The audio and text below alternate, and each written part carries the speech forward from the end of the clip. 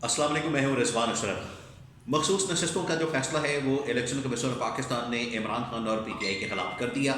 जिस तरह से एक्सपेक्ट किया जा रहा था, मुतवक्के था, तवक्को की जा रही थी, खदशा था ये कि इलेक्शन कमीशन पाकिस्तान कभी भी इमरान खान और PTI के हक़ में वोट नहीं देगा या फैसला नहीं देगा। तो ऐसा ही हुआ। अब PTI ने बाकायदा तौर पर इसको चैलेंज कर दिया पेशावर हाई कोर्ट के अंदर। मखसूस नशस्तें ना देने का जो मामला है वो PTI ने पेशावर हाई कोर्ट के अंदर चैलेंज कर दिया और पेशावर हाई कोर्ट की जानिब से बड़ा ज़बरदस्त फैसला किया गया। इसके बारे में आपको मैं डिटेल से बताता हूँ कि वहाँ पर क्या मामला हुआ है। सेकंड ये कि कल सुप्रीम कोर्ट ऑफ पाकिस्तान के अंदर भी एक इंतहाई अहम तरीन केस चल रहा था, उसकी भी फैसला दिया गया, उसके ऊपर राय आई।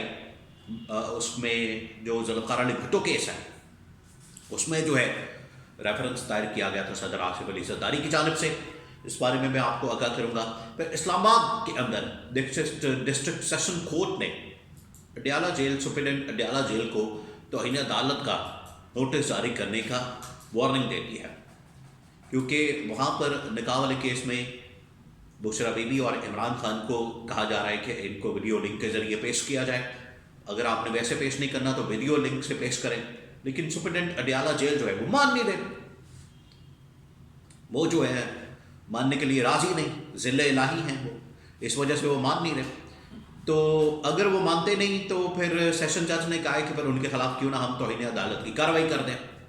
तो ये दो तीन अहम तरीन खबरें मैं आपके साथ शेयर करता हूँ सुबह सवेरे। बड़ी ज़बरदस्त खबरें हैं इमरान खान और PTI के लिए। सबसे पहले मैं आपको बता दूँ कि मखसूस नशस्तों के हवाले से जो ये इलेक्शन कमीशन ऑफ पाकिस्तान ने फैसला दिया था इमरान खान के खिलाफ, और इमरान खान और PTI को मखसूस नशस्तों से महरूम कर दिया। अब तकरीबन कोई 30 के करीब नशस्तें बनती हैं जो कि PTI की थी, इमरान खान की थी, लेकिन इनको महरूम कर दिया है। और ये फैसला किया है कि इनको बाकियों में बांट दिया जाए, पीपल्स पार्टी में, नून लीग में, दूसरी जमातों में। भाई जब उनको वोट ही नहीं पड़ा, उतना उनके पास इतनी स्ट्रेंथ ही नहीं है, उनके पास उतना नंबर ही नहीं है, तो उनको ये किस तरह से सीटें दी जा सकती हैं। अब इस फैसले को पेशावर हाई कोर्ट के अंदर चैलेंज कर दिया गया है और वहाँ पर 2 रुकनी बेंच ने फैसला दिया है, जस्टिस इब्राहिम और जस्टिस शकील अहमद ने। उन्होंने कहा है कि जितनी देर तक ये मखसूस नशस्तों का फैसला नहीं होता उतनी देर तक मखसूस नशस्तों के ऊपर कोई भी हलफ ना उठाए। इसके ऊपर बाकायदा तौर पर उनकी जानिब से स्टे ऑर्डर जारी कर दिया गया, हुक्म इम्तना आ गया, और आज जो है उस केस की समाअत होने जा रही है। अब इस हवाले से इलेक्शन कमीशन ऑफ पाकिस्तान को नोटिस जारी कर दिया गया और इलेक्शन कमीशन ऑफ पाकिस्तान से जवाब मांग लिया गया। इससे पहले भी आपको पता है कि पेशावर हाई कोर्ट से ही इमरान खान और PTI को रिलीफ मिला था जब इलेक्शन कमीशन ऑफ पाकिस्तान की जानिब से PTI को बल्ले के निशान से महरूम कर दिया गया था। तो उन दिनों में जो पेशावर हाई कोर्ट है वहाँ पर PTI ने अपनी पिटिशन दायर की थी और पेशावर हाई कोर्ट ने इलेक्शन कमीशन ऑफ पाकिस्तान को हुक्म दिया था कि आप ये बल्ले का निशान बहाल करें, PTI को बल्ले का निशान वापस करें। ये हुक्म आ गया था, PTI को रिलीफ मिल गया था, लेकिन इलेक्शन कमीशन ऑफ पाकिस्तान ने उसके मुताबिक काम नहीं किया, उस हुक्म के ऊपर अमल दरामद नहीं किया। वो चले गए सुप्रीम कोर्ट ऑफ पाकिस्तान में और वहाँ से फिर आखिरकार फैसला जो है वो इमरान खान और PTI के खिलाफ आया और इनको बल्ले के निशान से महरूम कर दिया गया। अब यहीं पर यहाँ भी कुछ ऐसा ही होना है। यहाँ से पेशावर हाई कोर्ट ने PTI के हक़ में फ़ैसला दे देना, जो कि लगता है कि आ जाएगा PTI के हक़ में फ़ैसला, क्योंकि उनके हक़ में ही बनता है फ़ैसला। उनको फ़ैसला मिल जाएगा उनके हक़ में। इलेक्शन कमीशन ऑफ पाकिस्तान यहाँ से उठेगा, सीधा चले जाएगा सुप्रीम कोर्ट पाकिस्तान में। तो सुप्रीम कोर्ट में आखिरकार इसका कच्चा चट्टा खुल जाएगा। कच्चा चट्टा तो खुल गया, सारा कुछ तो सामने आ गया। कल से जो है, बल्कि परसों से, जो ये फॉर्म 45 हैं वो इलेक्शन कमीशन ने अपनी वेबसाइट के ऊपर डाल दिए। अब फॉर्म 45 का जो बीच चौराहे बांटा फोड़ा है, आप सब जाके उसको देख लें कि क्या किया। बल्कि आज अब तो हर व्हाट्सएप ग्रुप के अंदर, सोशल मीडिया के ऊपर, ट्विटर के ऊपर, फेसबुक के ऊपर फॉर्म 45 ही चल रहा है और इस किस्म के बलंडर मारे हैं, इस किस्म की 2 नंबरी की है, जालसाजी की है, دو نمبری اور جال سازی کرتے ہیں تو آپ کم از کم نون لیگ والوں سے رابطہ کر لیتے ہیں, مشورہ کر لیتے ہیں. جتنی وہ زبردست طریقے سے کرتے ہیں شاید پاکستان کے اندر کوئی کرتا ہے. اور آپ اندازہ کریں کہ 45 لکھا ہوا ہے تو آگے 1 لگا دیا, پیچھے 1 لگا دیا, تو 1400 کچھ بن گیا. یہ اس قسم کا بلنڈر مارا گیا. 3 لکھا ہوا ہے تو اس کو 8 کر دیا, 5 لکھا ہوا ہے تو اس کو 0 کر دیا, 6 لکھا ہوا ہے تو اس کو 8 بنا دیا, 1 لکھا ہوا ہے تو اس کو 7 کر دیا. یہ فارم 45 کے اندر اس قسم کی دھاندلی کر کے تو یہ ان کو جتوایا گیا, پیپلز پارٹی اور نون لیگ کو. جیتے تو ہے نہیں.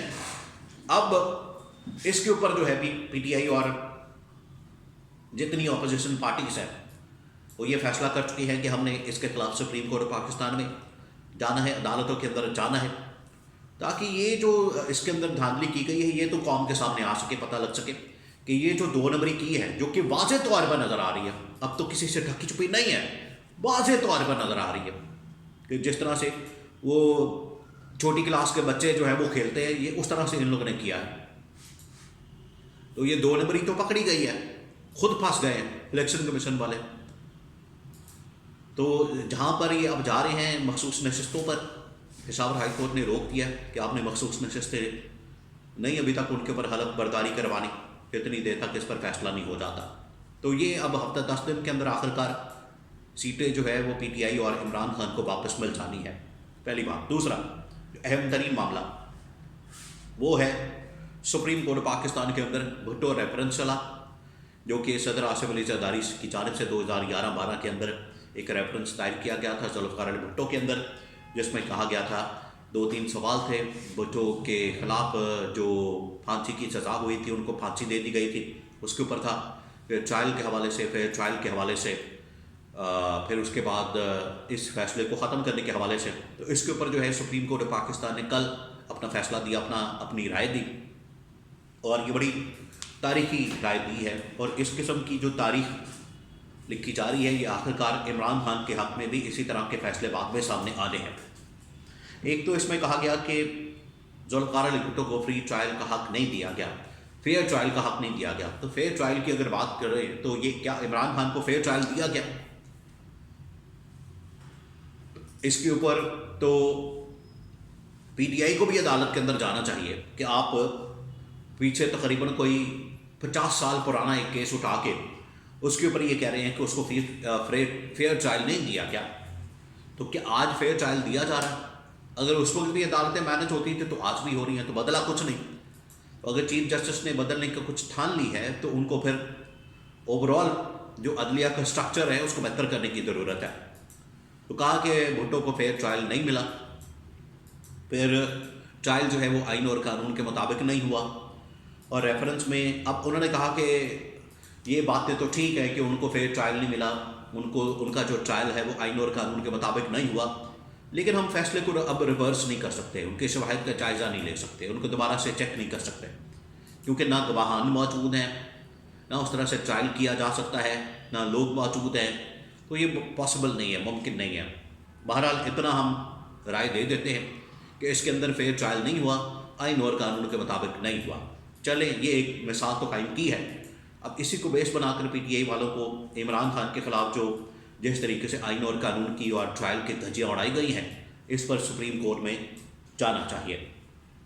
ایک اور خبر میں آپ کو دے دوں, آخری خبر وہ یہ کہ اسلام آباد کی ڈسٹرکٹ اینڈ سیشن کورٹ کے اندر بشرا بی بی اور عمران خان کے نکاح والے آڈیو کیس کے اندر جو ہے وہ سماعت ہو رہی ہے, اور اس میں عمران خان اور بشرا بی بی کو پیش کرنے کا کہا جا رہا ہے, ان کو وہاں پر لانے کا کہا جا رہا ہے, عدالت کے سامنے پیش کرنے کا کہا جا رہا ہے.